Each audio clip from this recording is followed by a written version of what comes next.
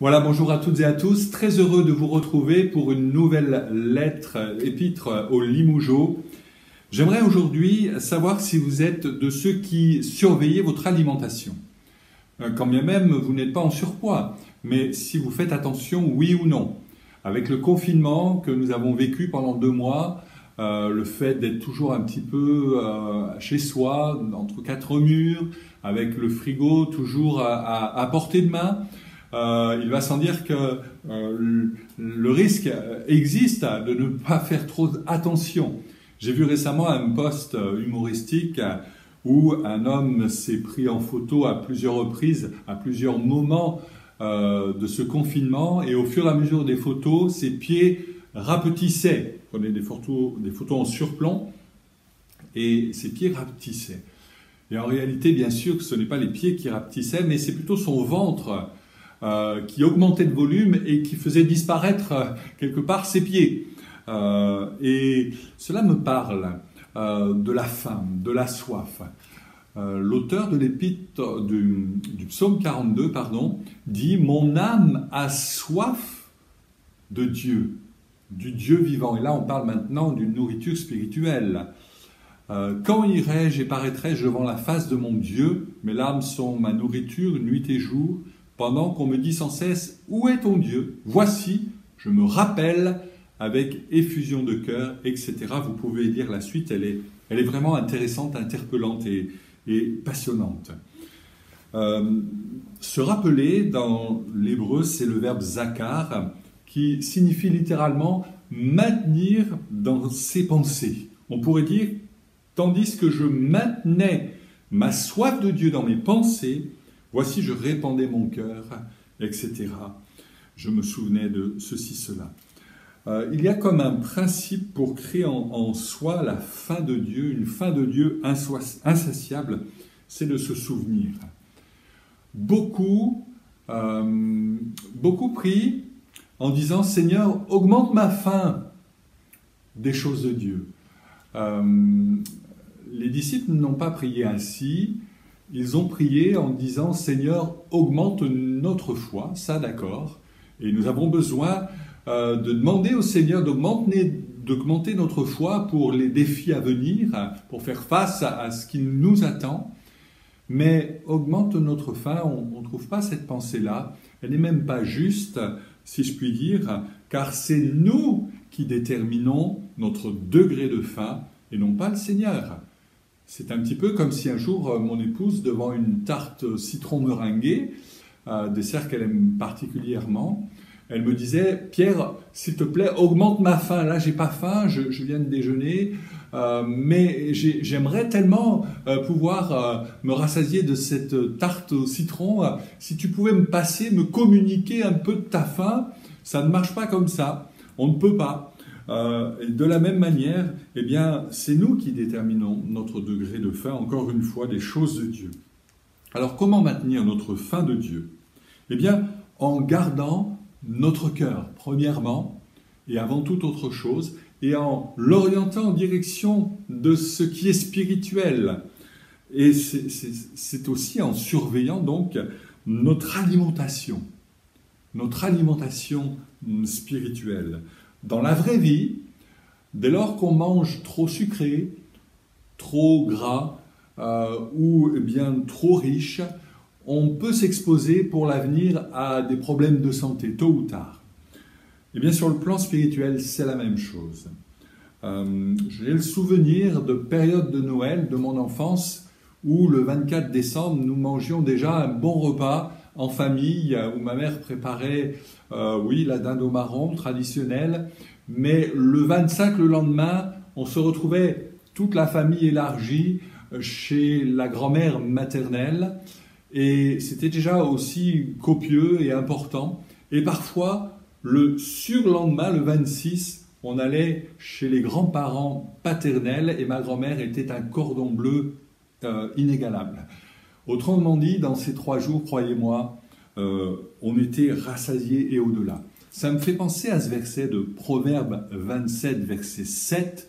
Il est dit « Celui qui est rassasié foule même aux pieds le rayon de miel. » Et ça nous parle. Et ça doit nous parler d'un point de vue spirituel. Autrement dit, si notre cœur est déjà nourri de l'amour et de l'attrait des richesses de ce monde, si notre cœur est déjà rassasié au point que nous en venions à mépriser les paroles que le Seigneur peut nous communiquer, ou nous pourrions même mépriser parce que nous sommes comme écœurés de la communion de la communion spirituelle avec notre Seigneur, de la lecture de sa parole, eh bien c'est qu'il y a un gros problème. C'est qu'il y a un gros problème. Pourquoi moins de saveur aujourd'hui peut-être dans ta vie à l'écoute de la parole de Dieu, au fait d'aller vers le livre saint? C'est parce que peut-être tu es déjà trop rassasié des choses de ce monde, que tu es déjà peut-être passé auprès du banquet des friandises que le monde peut te proposer via Internet, via les réseaux sociaux, via une multitude de médias, et qui font qu'aujourd'hui, tu peux, comme les Israélites dans le désert, en venir à dire concernant la manne de Dieu, nous sommes rassasiés de cette misérable nourriture. J'aimerais te donner en conclusion un autre souvenir qui me rapporte à l'été de mes 17 ans. C'est la dernière année où j'ai pu bénéficier du comité d'entreprise de l'usine dans laquelle travaillait mon père. Et cette année-là, la destination, c'était la Grèce, avec ces magnifiques paysages, cette architecture remarquable. Et nous étions donc une vingtaine d'ados à ce camp. Nous avions des animateurs qui n'étaient pas du tout des animateurs nés, ni même formés, je pense, aujourd'hui avec le recul, et encore moins des gestionnaires. Si bien que sur les 3 semaines que durait cette colonie, ce camp, les 2 premières semaines, nous avions brûlé tout le budget consacré à l'alimentation. Ce qui fait qu'on est passé du jour au lendemain à de bons repas, à simplement des panini, ces espèces de pains italiens ronds qui bien devaient nous contenter du matin jusqu'au soir et d'une manière très rationnée. Autrement dit, au bout de 2-3 jours, on avait l'estomac dans les talons. Je me souviens qu'un après-midi, sur la plage avec un copain, on a commencé à entrer dans une sorte de délire de manque de nourriture, et on a commencé à égrener, à énumérer tous les noms de plats succulents qu'on aimerait voir apparaître devant nous dans le sable, qui ne sont jamais apparus du reste. Et on a commencé à énumérer ces noms-là de plats fantastiques. Et au fur et à mesure qu'on faisait cela, nos ventres commençaient à crier famine. Je crois que toute la plage a entendu nos ventres ce jour-là, tellement c'était conséquent. Le soir, la bonne nouvelle, c'est qu'une rallonge budgétaire avait été envoyée depuis la France, et que les animateurs nous ont offert un repas digne de ce nom. Croyez-moi, dans les gamelles, il n'y avait plus un grain de riz, plus un grain de maïs, ni quoi que ce soit. Croyez-moi que les cantines qui contenaient les aliments n'avaient pas besoin d'être lavées parce que tout avait été récuré par nos soins. On avait trop faim. Et ça, c'est la soif. Et c'est la faim que nous devons avoir avec le Seigneur.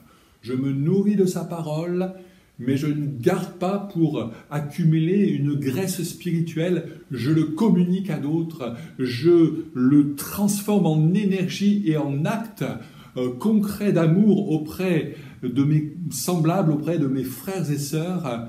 Et à partir de là, à nouveau la faim est enclenchée et j'ai à nouveau besoin de venir au pied du Seigneur.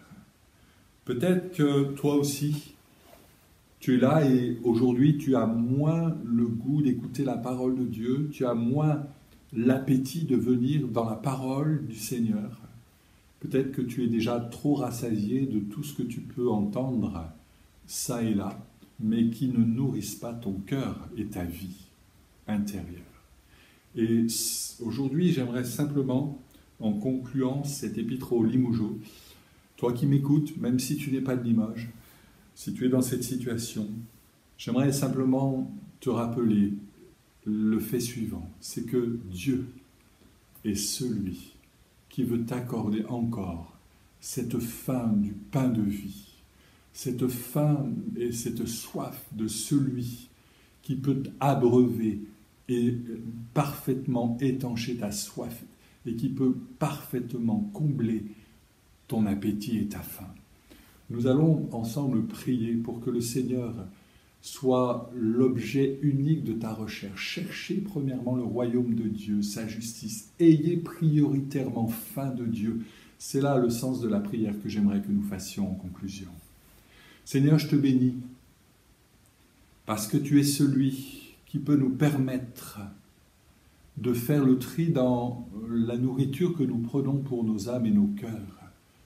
Comme nous sommes attentifs sur le plan biologique à la nourriture que nous prenons, nous voulons être attentifs à la qualité de la nourriture spirituelle que nous amenons à nos cœurs.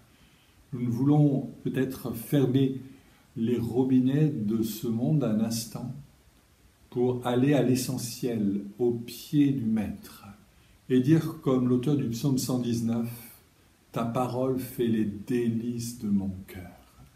Seigneur, je te prie de redonner le goût et l'appétit à celui qui ne l'a plus, l'appétit de ta parole et de ta personne, de la communion et du temps que nous pouvons passer dans ta présence.